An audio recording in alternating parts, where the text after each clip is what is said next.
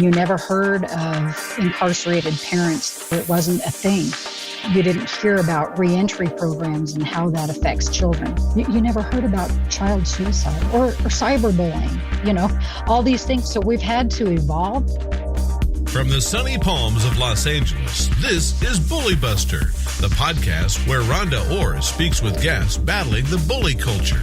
Listen to real stories and find real solutions using Rhonda's triangle of triumph, going from victim to survivor to leader. Rhonda is an award-winning executive trainer, columnist, and speaker. She's also served as the founder of 2 nonprofits addressing child abuse and bullying. Now, here's Rhonda. Welcome back, moms, to our 10th episode of Bully Buster. Only hundreds to go. Today, we're going to talk about the Big Brothers, Big Sisters of America program. It's a nationwide organization whose mission is to create and support one-to-one mentoring relationships. They do this by pairing kids between age 5 and young adulthood. They're called Littles, with carefully screened adult mentors known as Bigs. My guest is the executive director of the Northern Arizona chapter of Big Brothers Big Sisters, Erin Mabery. Erin is a leader of children and families and has one of the most powerful youth mentoring programs in the United States. I know because I was a speaker for her first mentoring symposium this year. They'll do another in February 2021. I'm also honored to have a Civility Ends Bullying partnership with Yavapai Big Brothers Big Sisters. I'm based in the Los Angeles area, but still, I have a profound love and admiration for Erin's large and enriching Alliance Collaborative projects and associates in Northern Arizona. I can't possibly name all of the weighty regional and state associates that Erin has through Big Brothers Big Sisters, but suffice it to say, there are many. Welcome, Erin. It's such a pleasure to have you as a guest on Bully Buster today. Let's start with that mentoring symposium. What prompted you to hold that event? That really came from a vision that we had of bringing many of our agencies together under one roof to share the knowledge and experience that we all have with each other. This, we believe, enriches and enhances the resources we collectively provide to our families in our county. It just makes sense to be able to bring all of these resources together under one roof and be able to share everything that we have and learn together. And our partnerships have been fostered, much like this one that we have here. I'm so grateful for this. Yeah, it's great. You were there. You got to witness how kind of magical it was. It was magical, and I was excited to be a speaker there. You had regional and statewide mentoring agencies, and it was uplifting. If it takes a village to raise a child, then everybody's here. And children and adults alike. So we really recognize how important mentoring is in all aspects of a person's life, from adulthood down to childhood. And we had agencies such as the Alzheimer's Association was there, and AARP was there. So it wasn't just about children, but supporting our community in a really holistic way through mentoring. That was kind of the vision. And we'll do it again in February. For me, my mentor in my life was my grandma. She was very non-judgmental, and I felt comfortable with her. She wasn't hypercritical, and she listened. That's one of the features that I think is remarkable about mentors.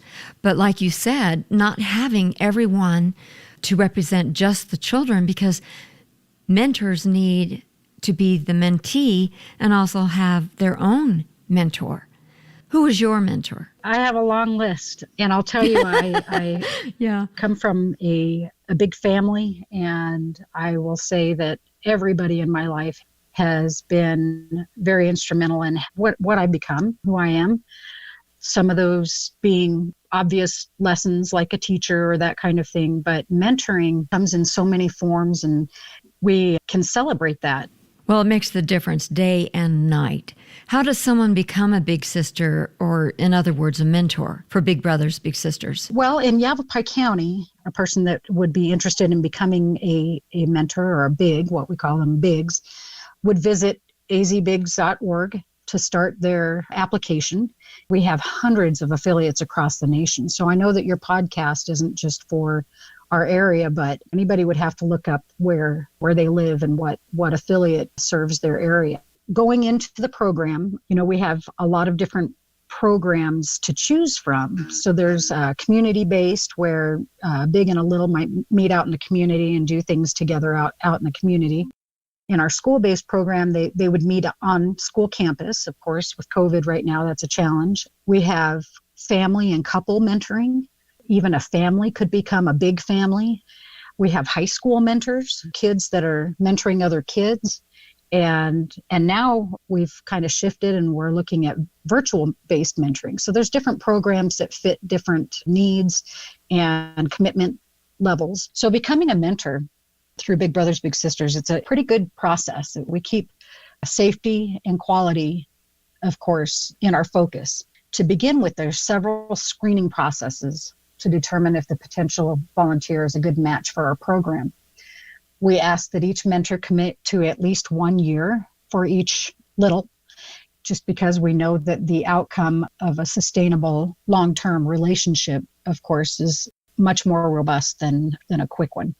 However, our agency holds an average of about 4 years with their littles, so that's pretty impressive. That's very impressive. That must be traumatic if they get along really well with a mentor and then all of a sudden that mentor moves on.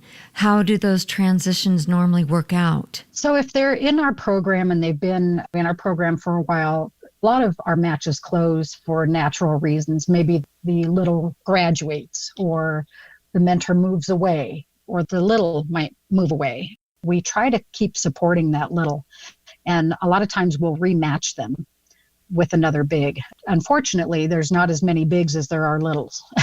I think you mentioned something that's really wonderful. At this time, I have found that as a life coach, coaching with people over Zoom or any other virtual medium is beneficial in a lot of ways.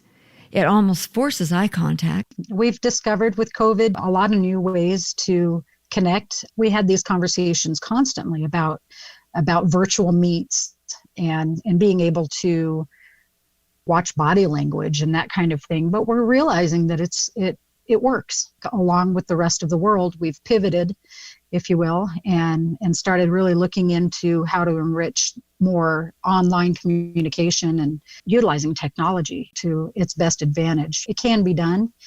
Our interviews, that when we screen our bigs, are starting to go virtual.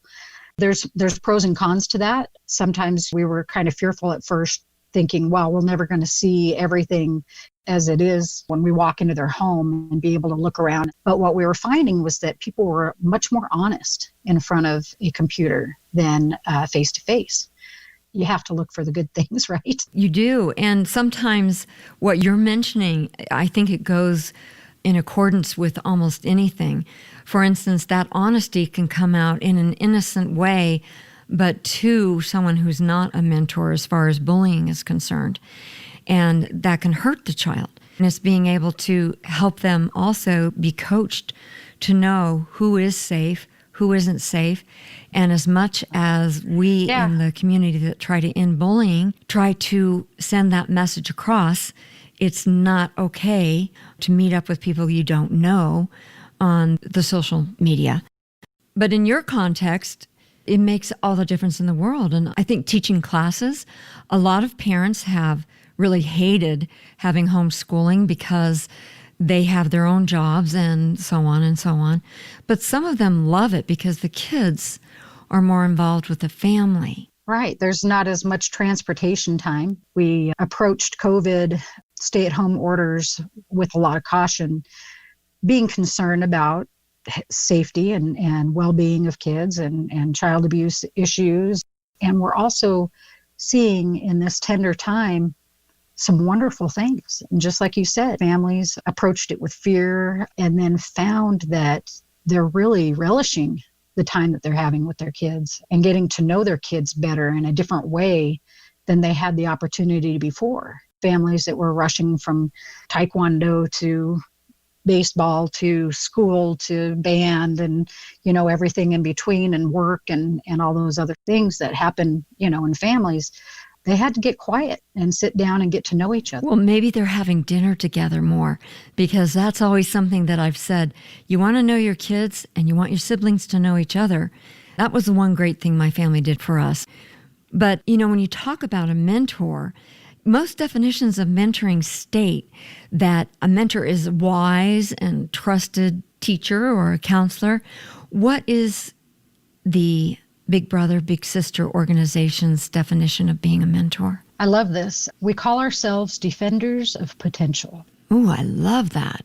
We are focused on igniting, inspiring, and defending the power and promise of youth. What that means is that we do have to be trusted. We do have to be knowledgeable.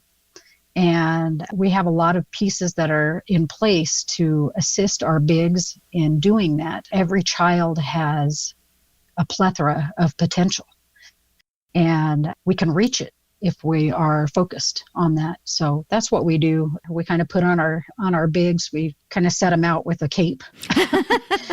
Here, go encourage. That's right. And really celebrate. And celebrate. That's right. Yeah. We're real proud of the mentoring that happens.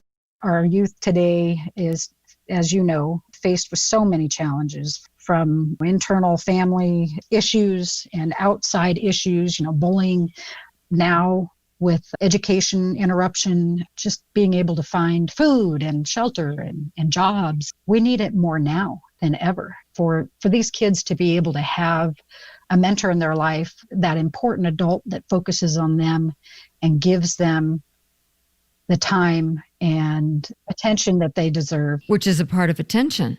So many kids, they just want you to hear them. They want to tell their stories. They don't want to be judged. The same thing that I felt with my grandma. The encouragement, they were dependable. You could count on them. Absolutely. That's a big part of our screening, is to make sure that this person is not going to be in it for the wrong reason. We do a lot of the safety screening and do background checks. And then we also interview people around them, people in their household, and make sure that, first of all, everybody's safe. Most of the time, actually, those relationships last more than a year because they know that they have connected. That's the big part of what we do, is try to make that deep connection right off the bat. I love that, because it's hard then to train your bigs to create trust between the bigs and the littles because of not having that standard. So you have that standard, and it's the foundation of mentoring, trust. Absolutely. You have that trust. When they do become a mentor or a big, how do you train them from that point forward? We start off with our bigs, after our screening process that kind of grooms them into the idea of what they're up against here. And then we start what we call a pre-match training. So they get together sometimes with other bigs, and they kind of go through some different scenarios and how to talk to their littles and how to listen, how to encourage. It's about a little being able to confide in an adult, a strange adult, and being able to teach our bigs, coach our bigs with buzzwords and listening for buzzwords. And when a child comes to an adult and starts talking about something in their lives, and being able to kind of read between the lines and listen really hard. Of course, we want them to be able to trust that adult wholeheartedly, but we do tell them up front, look, if there's something that is endangering your life or your well-being, that we'll have to intervene. So our match advisors are constantly coaching from the beginning, from the initial match meeting, which I like to call the magic moment when they get to meet their little, right? So the match advisor has a relationship with not just the big, but also with the little and the family or the teacher, depending on what program they're in. Well, I know I've been involved with camps at Big Brothers, Big Sisters, and you're talking a lot about role playing. That is so key. And that's something that I think really does, although I didn't think it would, but it does transfer to the virtual world. So how do your big sisters help out families of your little sisters? Because many come from less than ideal circumstances. The littles that we serve many times come from families that are experiencing traumas or dysfunction. Most of our littles are enrolled because they have been referred to our agency by either a teacher or a family member, a parent. And those big sisters, they really reach out. They have to have a relationship with the parent as well. They really are coached and supported to be able to help those families without crossing lines. They have to be careful of that. Sometimes we have some closures because the big sisters get a little bit too maternal. Right. I was just going to ask you that because it seems like there could be a chance of some type of rivalry that could occur, especially if the parent or the guardian hasn't been trained in a lot of the social skills or presentation skills or just appropriateness, boundaries, those type of skills. Absolutely. Yeah, we see it. If you could put yourself in the shoes of maybe an incarcerated parent, and here's this caring adult for your child who is supplying all the things that you want to do for your child, and you're not able to do it because you're incarcerated. And sure, there would be jealousy. And that's where our match advisors come in, and they really help assist those situations. They're trained social workers, and they really insert themselves into those relationships and make sure that, the child is not becoming a pawn in the relationship, make sure that everybody stays in their roles, and then be able to support where they're identifying their needs are. As a parent, we'll provide parenting classes. We can help with that, and we're connected with other agencies that supply those things, so we can refer to them very quickly. And as well as our bigs, the bigs have the same resources as well. When children are facing adversity, one of them, of course, is bullying. So right now, cyberbullying has increased almost double the numbers that they were before when they were in school. It was staggering to me because I thought in some way, since they're not in school and the bullying that does happen in schools seemed like it would maybe go down, but it hasn't. Cyberbullying has picked right up, and right. It seems like it's easier. It's easier for a bully because there's not as many eyes on them. They feel that they're anonymous. I'm really proud of our agency. We have put together a cyber social media resource for our families and our bigs to be able to identify some of those catchphrases maybe that they're hearing or seeing on their littles' devices, being able to help the parents identify, if you're on TikTok or whatever. That's fantastic. The problem that I see with so many parents is, how do you even try? There are so many apps. There are so many new ways to get around whatever parental controls we have. But there's also more apps that help a child get out of situations, like even one for suicide that you can text. I believe it's working now. It was supposed to start working in July, so that if they didn't want to talk to somebody, they could just do that. Or to be able to dial, instead of 911, 988. We're actually developing an app for our bigs and our littles to utilize, and the families to utilize. So we'll be able to stuff all kinds of resources in there. But we have an app that Yavapai Big Brothers Big Sisters is actually developing specifically for mentoring. Can't wait to put your resources from Bully Busters on there and be able to have that at their fingertips. So when a big does identify that a little is being bullied, they can go directly to you through our app, and they'll know that it's been endorsed by us. They'll know that it's safe. Well, what if the parent or the guardian is bullied? Do you have any type of program involving the parent or the guardian about bullying? We believe that resilience is the key to fending off any kind of bullying.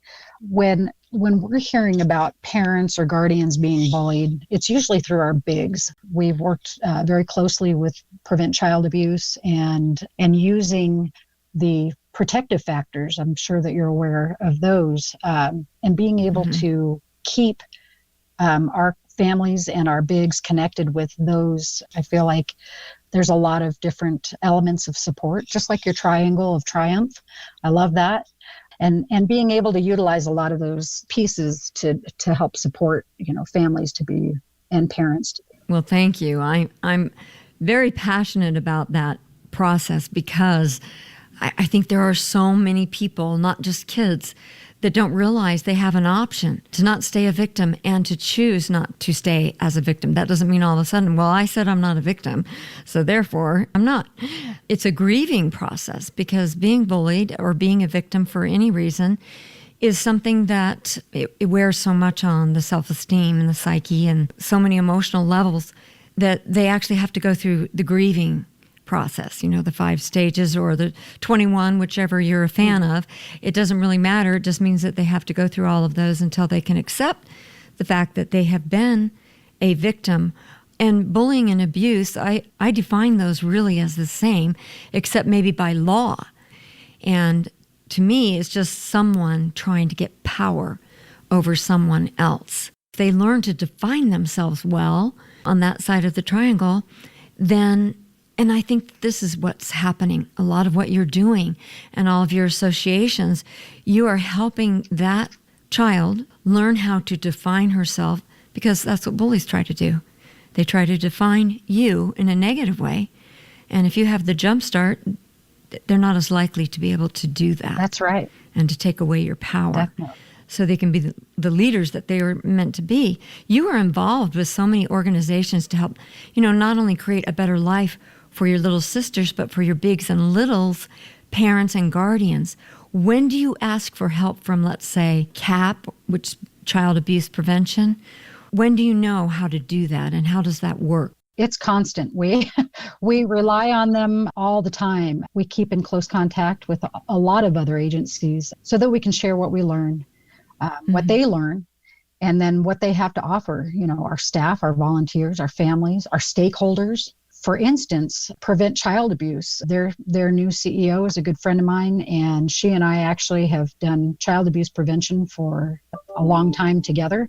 But I call her all the time, and she offers professional development courses. So we actually schedule those for our all staff meetings for all of our staff to learn about techniques, including strengthening families, the protective factors, strengthening our families, and all of the wonderful things that just identifying child abuse, bullying, being able to understand LGBTQ.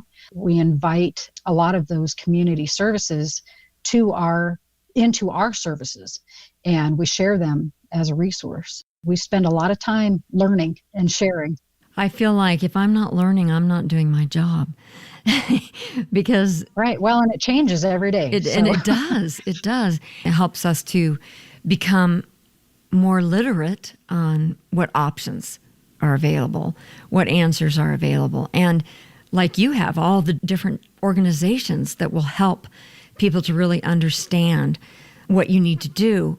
And something about helping someone who quite often doesn't come from ideal circumstances is to just help them feel like they are seen, they are heard, they have power. Yes. And they can have dreams. I was just so impressed at the camp. Some of the leaders at the camp were previous littles, and they would tell their stories. And you'd hear their stories and you'd see them now. I just saw all the littles' eyes just perk up like, oh, you were like me at one time? And I can be like you? Yeah. This is so exciting. When I came on board 2 years ago to this agency, the stories that I hear never cease to amaze me. I mean, they are so impactful, and it is because there are agencies like this one and others that learn and grow and stay relevant in the challenges that we have today. 20 years ago, you never heard of opioids, addiction. You never heard of incarcerated parents 50 years ago. It wasn't a thing. You didn't hear about reentry programs and how that affects children. You never heard about child suicide or cyberbullying, all these things. So we've had to evolve. We've had to really take our core missions and move along with it and improve. Well, I'm so happy that you do that. And I'm sure what goes into a lot of that are a combination of a lot of little successes. So what kind of little successes do you see, let's say, between a relationship between a big and a little? Let me just give you a story. Sometimes, our bigs don't know the impact that they've had on their little. And I apologize if I get a little bit choked up on this. This story always gets me. We recently received a call from a woman. Her name was Mary. She was looking for her big sister. She had been a part of our program back in the 80s here in Yavapai County. She'd been matched briefly. Mary said that she had come from a very poor family. They had lots of trauma, drugs and alcohol abuse, that kind of thing. And at some point, she had asked her big to adopt her. And when the big sister had explained to her, that wasn't going to happen, Mary walked into her house and told her mom that she didn't want to see her big anymore. And since then, she has lost touch with her big sister. But she's wanted to find her and thank her. So when she called us, she shared with us her life. And she reflects now as an adult that because of the influence or mentoring that she received from her big sister, she lived up to basically her potential. She said that her relationship with her big sister was not just pivotal, but foundational, helping her development of human connection, she says. She shared with us that she is now retired from a professional cycling career that took her all over the world. And my goodness. She's finishing her master's in sports psychology. She went on to tell us, either one of those things were wholly unimaginable in my family, but to have both requires important pieces to be put into place. She said that regardless if her big is found, her value as an anchor in normalcy is unchanged. She said that she'd be surprised if she or anyone else who chooses to be a big doesn't know that going into the program. That's going to make me cry. Isn't that amazing? Yes. So, yeah, Mary, she was clearly wanting to share her stories of the importance that, one caring, supportive adult in her life changed the trajectory of her becoming a statistic. And repeating that cycle, that generational cycle of abuse, drug abuse, all abuse, sexual and suicide, because it is a fact that the girls between ages 10 and 13, suicide has doubled. And that is just numbing in and of itself, because I know that I've helped with some of those families who've lost their daughters in that way. And it's just something that never can be truly, it can be managed. You just don't overcome it, if that makes sense. Yeah, you can't. How do you heal? How do you heal that big of a hole? But I think truly living up to your potential, whichever direction it happens, it must be so exciting, because I know I could have been a completely different person if I had not had a mentor for me. And if I would have had my grandma with me almost every day, it would have been even different, I think. Even better. So, Erin, I was so excited to meet you at your mentoring symposium.